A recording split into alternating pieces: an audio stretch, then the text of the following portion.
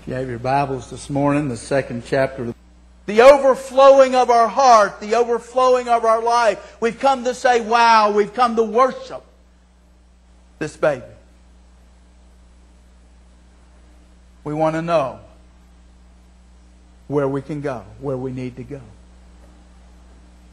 They got directions, and still they followed the star. And they came to the place where Mary was with the child in the house.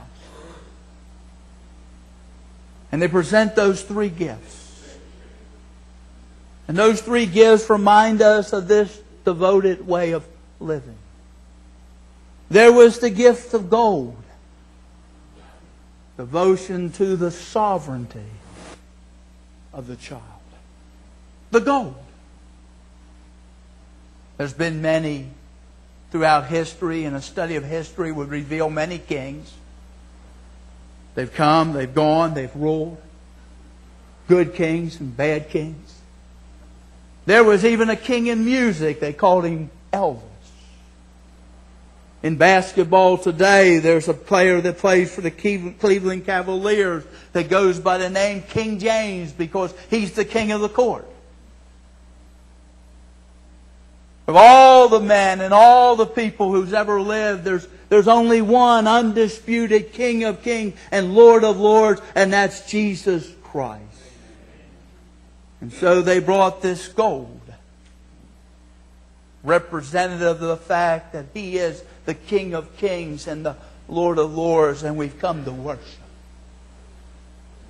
Now, where does that bring you, and where does that bring me? Place of worship. It calls for your wholehearted devotion to Jesus Christ as King of Kings and Lord of Lords. How's your devotion? So many folks, it's just half-heartedness. What He wants of you and what He wants of me is wholehearted devotion, wholehearted commitment. It just makes sense. After all, He gave all of Himself on a cross for each one of us. And so they come to worship the King.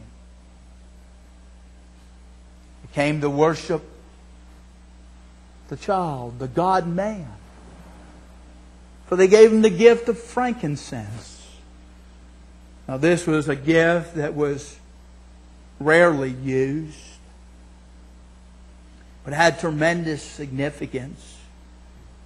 A recognition of who that child was. It was not just an ordinary baby. That child is God in the flesh. God wearing diapers. God crying. The God-man. Frankincense. It brings me and it brings you, it brings each of us to the place of our own lives. Not only the call to wholehearted devotion, but the call to live a life that is pleasing to Him. So many of us, in the course of our everyday lives, live a life that is pleasing to self. We live a life that is pleasing to others because that's just the way we've got to do it. We want to make friends instead of make enemies. But the ultimate appeal is, what about living a life pleasing to Him? The one who gave you life. Made you just the way you are.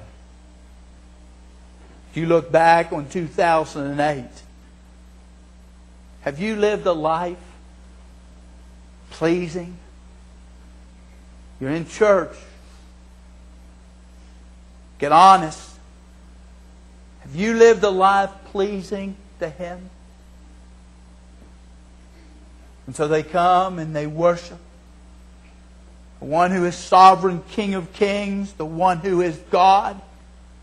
And then there was the gift of myrrh. Came the one who they worshiped the humanity of the child.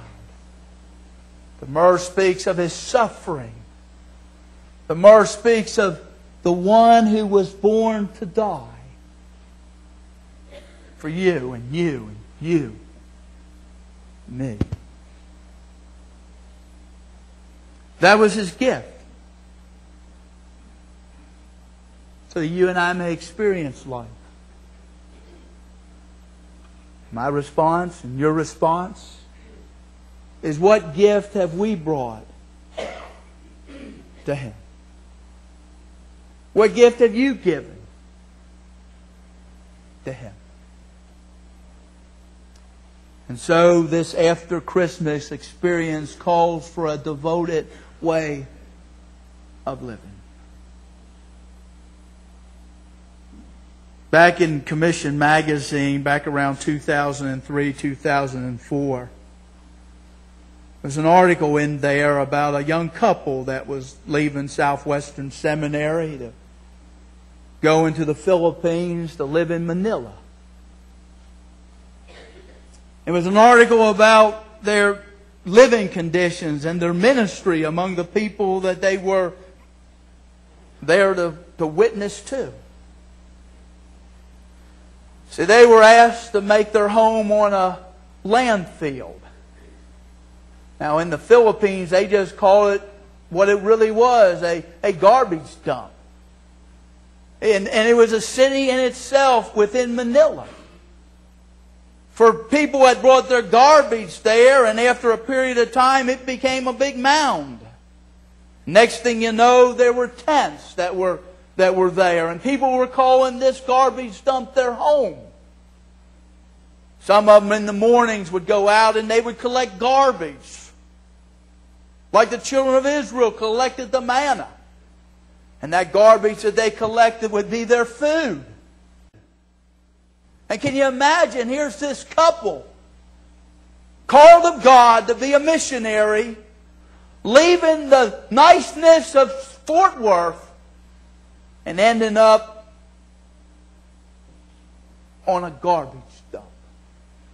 Can you imagine that? What sacrifice?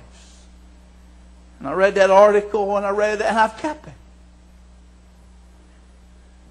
To me, the greatest journey was made 2,000 years ago when one left heaven and came to earth. Imagine that. Left heaven and came to earth so that you may worship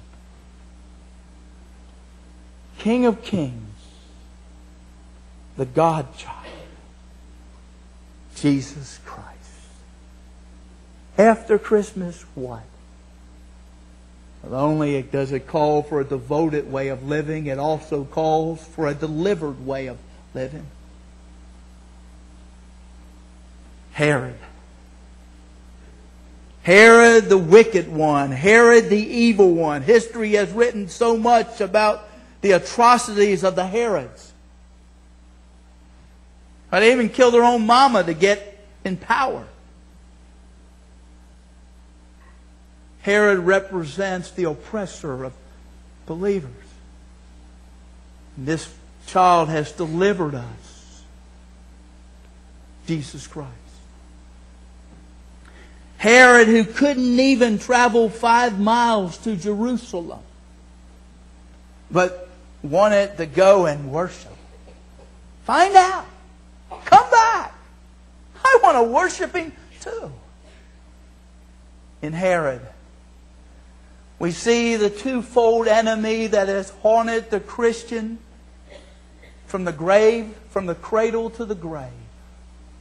There's the enemy of religious pretension.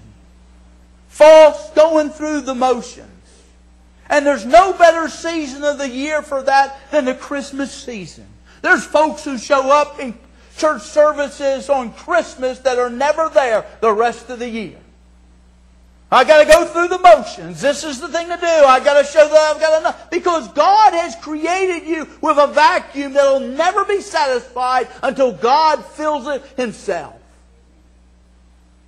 And so we got a lot of religious people who are spiritually dead, who have no life because there's no relationship. Oh, they got religion. They got plenty of religion. But in terms of worshiping the Lord of Lords and the King of Kings and this God-man, it's religious pretension. Because there's no life. No spiritual life.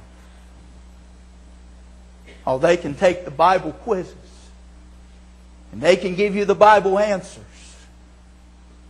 And they can show up and go through the motions. But there's nothing real in here.